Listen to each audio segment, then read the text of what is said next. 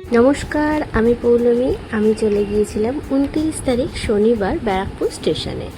কারণটা বলে দিই, সেখানে রামনবমী উৎসব খুব বড় করে উদযাপন করা হয়, একদম হনুমান জয়ন্তী পর্যন্ত।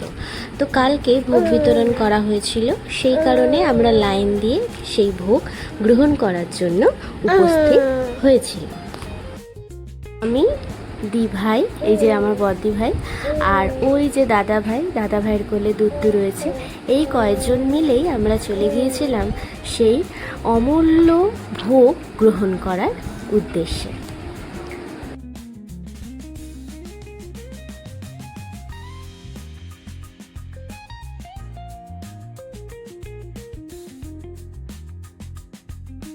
দিক দিয়ে ট্রেন যাচ্ছে, একদিকে মানুষের উপচে পড়া ভিড়, আর সেই উপচে পড়া ভিড় কন্ট্রোল করার জন্যেই পুলিশদের রাখা হয়েছে, যাতে এই লাইনটি খুব সুন্দরভাবে কন্ট্রোল করা যায়। আমরা প্রায় মন্দির চত্বরে ঢুকে পড়েছি, আর এই মন্দির চত্বরটি রয়েছে ব্যারাকপুর স্টেশনের ঠিক 1 নম্বর প্ল্যাটফর্মের সামনে। আপনারা 1 নম্বর প্ল্যাটফর্মে আসলেই দেখতে পাবেন আমাদের প্রিয় এই বজরংবলী মন্দিরটি। আমরা প্রায় ঢুকে গিয়েছি এই মন্দিরের এখানে, যেখানে ভোগ বিতরণ করা হচ্ছে। এখানে মন্দিরের কয়েকজন কর্তৃপক্ষই এই ভোগ বিতরণ করছেন, যাতে মানুষের কষ্ট না হয় তার জন্য কুলারেরও ব্যবস্থা করা হয়েছে। কি সুন্দর ওপরটা সাজিয়েছে দেখুন, মানে চোখ জুড়িয়ে যাচ্ছে, এত সুন্দর ডেকোরেশন করেছে।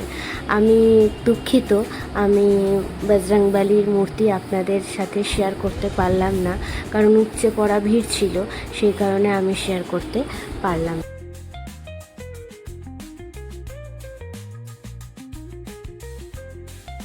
পর্বটা তো হলো 29 তারিখে, তো 27 তারিখেও তো আমি গিয়েছিলাম। তো সেখানে কীরকম প্রসেশন বেরিয়েছিল সেই মুহূর্তটাও আপনাদের সাথে শেয়ার করছি। আপনাদের ভালো লাগলে প্লিজ লাইক করে দেবেন, আর কমেন্টের দ্বারা জানাবেন কেমন লেগেছে। আর আপনারা কোথা থেকে দেখছেন আমাকে কমেন্টের দ্বারা জানাবেন। আপনাদের ওখানে কীরকমভাবে রামনবমী সেলিব্রেশন করা হয়েছে সেটিও আমাকে কমেন্টের দ্বারা জানাতে ভুলবেন না। আশা করি ভালোই লাগবে। সবাই সুস্থ থাকবেন আর ভালো থাকবেন।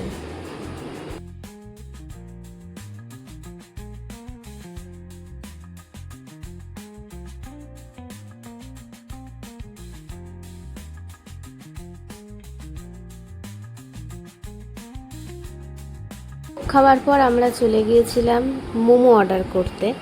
আমরা 2 প্লেট চিকেন মোমো অর্ডার করেছি। বদ্দি ভাইয়ের মুখের এক্সপ্রেশন দেখেই বুঝতে পারছেন মোমোটা কতটা খেতে লোভনীয় হয়েছে। এই যে মোমোটা খুব লোভনীয় ছিল। তো ভোগ বিতরণ যেদিনকে করা হয় সেদিনকেই বাউল গান অনুষ্ঠান করা হয়।